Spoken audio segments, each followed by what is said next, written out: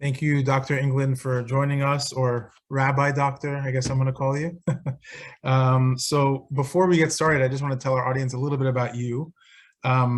You can comment on this if you'd like, but I found it very fascinating that not many of my guests have been dubbed potentially the next Darwin. I don't know.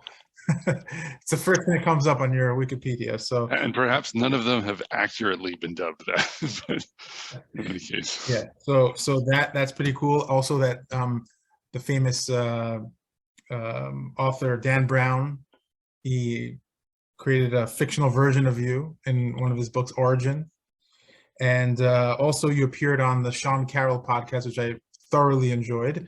He's actually, for those who don't know, he's a famous theoretical physicist and philosopher who famously was a guest on the Joe Rogan Experience. So how I discovered the doctor, the rabbi, is through his numerous videos on Machon Shiloh, which is an unbelievable resource for Torah and science. So I urge all of you to listen to those shiurim as well. So anyway, can you briefly tell our listeners your origin story, and because it's so unique.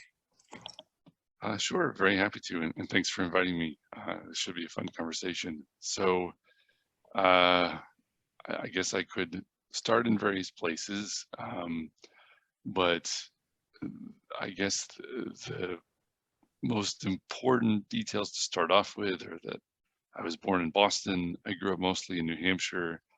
I grew up in a fairly secular home, and my sister and I were raised with, on the one hand, a strong sense of Jewish identity that derived from family history. My mother was born in Poland right after the end of World War II, and her parents had both been either the sole survivors or one of very few survivors of their immediate families. And they had both escaped the Nazis by fleeing into the Soviet Union during the war, and then returned to Poland afterwards, and met shortly after that, and married, and my mother was born. So obviously, when you are born as a Jew into that context, there's a lot of unavoidable identity that you get from that on the one hand, and also there's a lot of baggage as well, where it's not a purely positive feeling that you have about being a Jew, and also it was a destroyed world, Jewishly speaking, that my mother was born into, and so there wasn't some kind of intact tradition from her family that she was carrying with her, and so my upbringing was one that, on the one hand, had a very strong sense of connection to being a Jew and Jewish history, but where there wasn't necessarily a lot of clarity about what that was supposed to mean, what obligations it produced, and we didn't have a home that was focused on the Torah and what was in it, or on observance, but more like there was a connection to a community. But again, I mentioned I grew up mostly in New Hampshire. There aren't a lot of Jews in New Hampshire, so that was another reason that I think I didn't have a high exposure to Jewishness growing up. So that was all kind of like a preamble for then, my education. So let's see, I'll backtrack too. So all of that was a preamble for saying that over the course of my education, it mostly didn't consist in the early years of my life of lots of Judaic content. There was some, but not enough for me to know how much it meant to me, or for me to understand much of it, or derive a lot of meaning from it.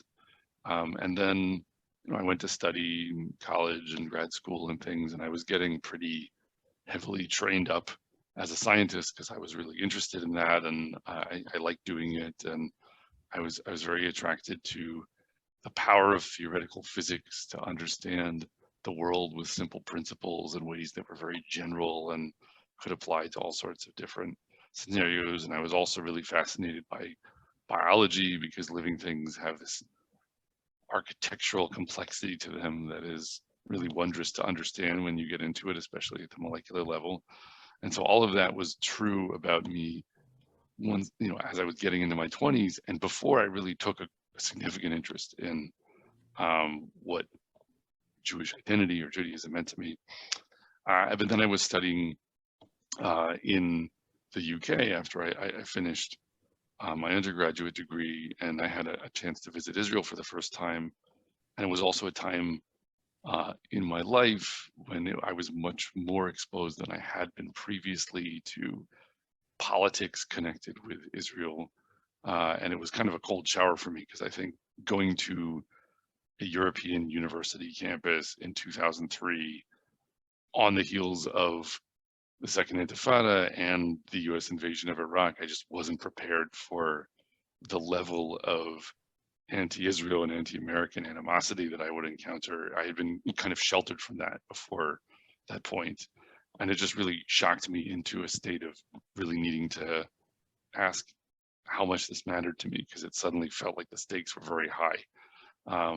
So I visited Israel, I started learning Hebrew. I felt more at home here in Israel than I ever did anywhere else in my life, in a way that really profoundly affected me. And then that was sort of the primary rocket. And then the secondary one was encountering Talmud Torah, like beginning to start to study the Torah, which I think I was fortunate enough to start figuring out how to do because I had good friends who connected me to some of the right sources to kick things off. I started reading Rav Jonathan Sacks while I was in the UK, of blessed memory, and also Rav Soloveitchik of blessed memory, and those were some of the beginning points, but really getting into the sources, getting into reading Chazal and Tanakh, and doing it in a way that really presumed it had an infinite amount to teach me, and learning how to approach it with humility, and learning how to approach it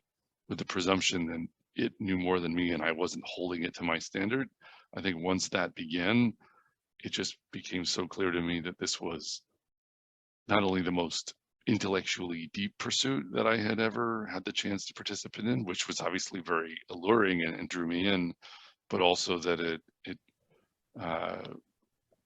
very clearly and compellingly was how I wanted to understand the way I made decisions about how to act in my life. And so that was, I don't know, 16 years ago or something like that, the beginning of that process, and it's still ongoing. And Baruch Hashem, there's been a lot that I've gotten to do with that strange combination of experiences since then, because I think that having gotten to grow up into young adulthood as a scientist, like someone with this very deep conviction about, I'm a scientist and I believe in the power of science to help us understand things about the world, but then also at the same time to encounter Torah with the desire to understand how to square it with what else I had learned about the world. That combination, I think, sent me in what turned out to be an interesting direction. And do you feel like because you had the background in science before getting into Torah, did it shape kind of how you approached it? Yeah, I definitely think so. I mean, in one sense, I think it was, there's a general sense in which if you get good training as a scientist, you are trained to have a nose for intellectual sloppiness and to not accept it, meaning that when you're trying to come up with explanations for things, there always is an opportunity when you're trying to explain something that's sort of puzzling or discomforting to come up with something that is not really a good explanation, but is sort of a patch, or it sweeps something under the rug. It purports to resolve an argument, and that doesn't get you very far, because if you resolve contradictions with mediocre solutions, then you're not propelled to think deeply and to try to understand things better. and then you sort of quickly arrive at perhaps a story you're telling yourself about how things fit together that is supposed to be comprehensive, but it's actually not very coherent. It actually doesn't hold up to scrutiny. It's vulnerable to all these sort of counter arguments or questions. And so I think just that general training is something you can get outside of the domain of Talmud Torah, but it obviously is a very broadly applicable methodology for intellectual pursuit. And so I think that I came into studying Torah with that set of skills more generally. But then I think that for me, what was important was this wasn't a moment. So on the one hand, I had this very powerful motivation to take Torah seriously, because I think because of what I described, I was coming from this very sentimentally motivated place. Like I had this big powder keg of Shoah family history baggage that had been sort of ignited by experiences that I had, and I had felt this very powerful desire to close ranks with my people and show a lot of loyalty and sort of interest in our tradition. And so I wasn't going to consider the possibility that our tradition was wrong. And at the same time, I didn't do that in a way where it was sort of, let me take out my brain and replace it with another one. Like I didn't think that meant that what I should do is let go of what I'd already learned about the world that was useful and effective in it, and start from scratch. It was more like any progress that I made in my understanding of Torah, it had to be done in such a way that it preserved the intellectual integrity of what else I thought already could be understood. And I don't mean that means that science was the higher standard. On the contrary, I think from a very early point, it was important to me to say, well, the way this actually makes sense is to say that Torah is the foundation, but then you have to figure out a way of making what is effective and makes sense about science fit within that framework. And there are a lot of things that at first seem like they don't fit very well, but the point is you don't just sort of say, okay, so I have to pick one. You hold on to both of them in tension for a very long time, and you think about it a lot, and you keep working on that question. And if you do that for long enough, then under very high tension, you can actually start to resolve in very interesting ways, and I think in productive ones, a sort of bridge between them that works and makes sense and doesn't require intellectual compromises on either side, and more crucially, doesn't require you to have two gods or to hold Torah to the yardstick of some other ideology. So I imagine that you must have had a lot of pushback or ridicule, let's say, because it's not common that an Orthodox rabbi is also kind of a prominent scientist. So in that world, I feel like maybe now it's changing, but like maybe as you were rising up through the ranks, so to speak, you encountered some some pushback. Yeah. I mean, I would break that into different stages. Like I think if you talk in terms of the completion of my studies and the beginning of my career, like as a lecturer or a postdoc or whatever, at that point, this was a personal choice I was making about how to live my life. And, we're talking about a setting in the context I was in, let's say at various universities that I was at in the US, where there's a lot of professionalism in how people approach things that are just sort of diversity and choices that people make about how they live their lives. And so I never felt like I was being personally attacked for being religious. But I think, or at least what I would say is that if anyone ever said things that seemed sort of insulting, it was in like an offhand way that was not intentional. I don't think it felt to me like it might have felt to be very openly Jewish decades earlier in institutions that maybe had more sort of open cultural anti-Semitism in an earlier era. I always felt very welcomed and encouraged in that sense. It's just like, oh, that's interesting. There were sort of things to do with campus politics, having to do with Israel, where obviously you always can meet people who are breathing fire about Israel. And that was the case in grad school when I was at Stanford and going forward. So I don't think that I encountered direct hostility from the personal choice of being a more observant Jew. But once I was a professor, like I joined the physics faculty at MIT in 2011, and going forward from there, and I think as my research got more attention and I felt more pressure, I mean, partly my research got a kind of attention that pulled the discussion into the realm of religion, because some people, you know, I was doing research on things connected with the origins of life. And there were people who, like in the public domain, especially on the internet, where specious claims about the connection to Charles Darwin and whatever else get made by the sort of maelstrom of rumor that is the internet. The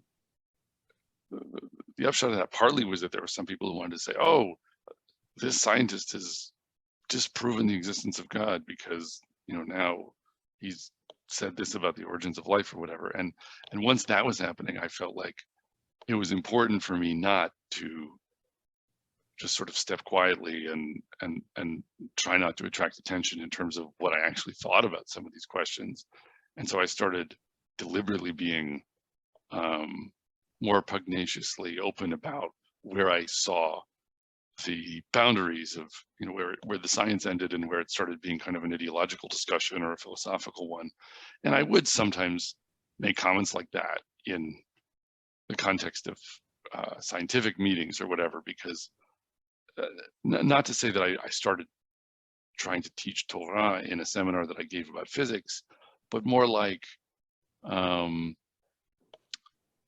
there are things about the kind of physics I was doing where you were translating between languages, talking about the world in terms of biology or in terms of physics, where I felt I'd actually learned philosophically how to do that, in part by grappling with Bereshit, with the book of Genesis, because the question of how you relate to a world that can be described in different terms, I had, years earlier, concluded to myself that part of, when the Torah says, "Vayoma Elohim yehi or vayehi or," the way that speech precedes light, that part of the point of that is, that the light by which you see the world comes from the way you talk about it. And when you see, as in that same passage, how there is yabasha, like a dry expanse, and it is created as aretz by being named aretz, that Hashem gives it a name. He names it land, or there's a arikia, like a firmament, a stretched out thing, like in the basic semantic breakdown of the word akia, and it's named Shemaim, and that makes it Shemaim. That the naming of things is an important part of their bria, of their creation, in the beginning of Sefer Bereshit. And so that taught to me in a way that I think ultimately made me better at doing some of the science I was doing. That taught to me that part of how the world is created really is how we choose to talk about it. And that doesn't mean all ways of talking about it are equally valid, but it does mean that you can take the same thing and you have to be aware which language you're speaking when you're talking about it, because you might be able to characterize it in two different ways, and then you have to recognize your role as the translator between those languages if you want to deal in both of them. And that actually, I think, helped me refine my thinking about the question of what it means to ask where life came from as a physicist, because physics is not biology, and it's not actually speaking the same language. So I tried to make that point, and I would sometimes make reference to Sefer Bereshit while doing that in some talks that I gave. And I'm sure by that point, I was kind of ruffling feathers with some scientific colleagues, and people were saying, like, why is he bothering to mention that, because that, I think, does cross a red line where a lot of scientists actually feel in their own motivations an almost religious aversion to any mention of biblical religion as though it has intellectual contributions to make to our understanding of what we're talking about. And once I was doing that, I think not directly to my face, but I think indirectly from what I heard, there was a bit more kind of an immune reaction against me. Yeah. So yeah, it kind of broke into different aspects. Well, I think also like Rabbi Sachs, and he put it nicely when he was talking to Richard Dawkins. He was mentioning how like Judaism or religion is trying to answer the why, and you're trying to answer the how. Science isn't really trying to answer why per se. It's just, it's in a way the Torah is all encompassing in terms of, the wisdom that you can take from it. It's philosophy, it's law, it's poetry, it's science, it's everything. So there's a lot of, I guess, most of the pushback against, the Torah approach to science is that, they don't really see the connection. And I think what you're doing is really remarkable, because you're showing that no, there's absolutely a connection, and here's why, X, Y, Z. So I think what you're doing is amazing, and it's an amazing story. I appreciate that. I think you make the right point, but I would, in response, have to comment that I think that this distinction between the why and the how, it's obvious why people try to make that division, and there's good reason that it works to a certain degree, because it is true that science in principle is trying to be just descriptive and make claims about how things work, and not make attributions of ultimate purpose to them. And it is also true that there's a richer discussion about ultimate purpose and meaning that you find outside of science, or in the domain of Torah.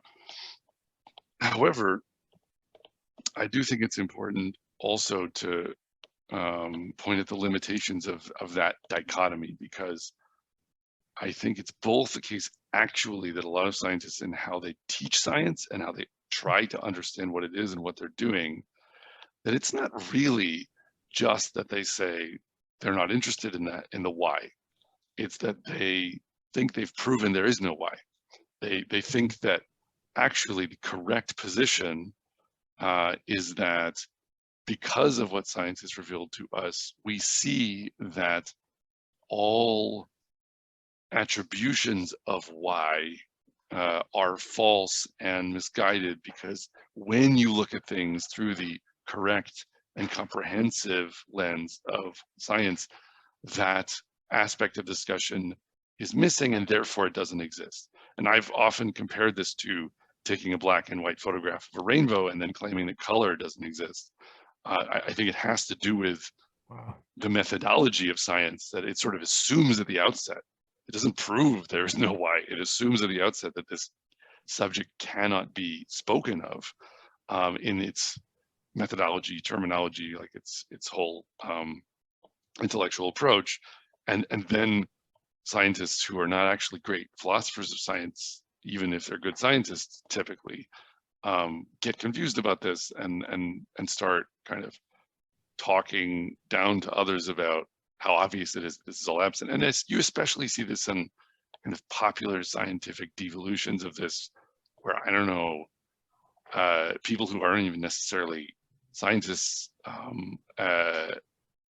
like Yuval Harari or whatever, will opine about the ultimate pointlessness of existence after talking up a view of the world that focuses on it as we're all just a quintessence of dust or whatever. The materialist view of what life and the universe are, that obviously doesn't identify any purpose. But and the other thing on the flip side, though, is I would say that there also is something too simple about that the characterization coming from the other side, meaning that saying that Torah is about the why, but it's not about the how. That's a little bit unfair because it is a narrative, right? And it does have, as you read it, a sense of a chronology. Like it's a very confusing one, and it's one that's very problematic, or that causes you to ask many questions and that it's difficult to resolve. But it isn't a didactic essay about why that avoids making any kind of claims like that. And that's why people come up with this sort of default idea that biblical religion is has an unresolvable conflict with science, because it does purport to tell a narrative sequence of events that's different than what scientists say, and then you end up with what seems to be these contradictions. And so I think that the way that I have tried to pivot out of that difficulty a bit is by saying that we should not pretend that there is a way of fully separating the question of why and how in both directions, meaning that there are different hows, there are different descriptions of how things happened that you can give, and they have different ideological sort of slants to them. And that doesn't mean that all accounts are equally good and that we can't argue for some being better than others, but it does mean that we may need more than one in order to cover what's true. And it may be also that in order to articulate an understanding of why, you need to deal in the business of giving a characterization of how that allows you to illustrate the why.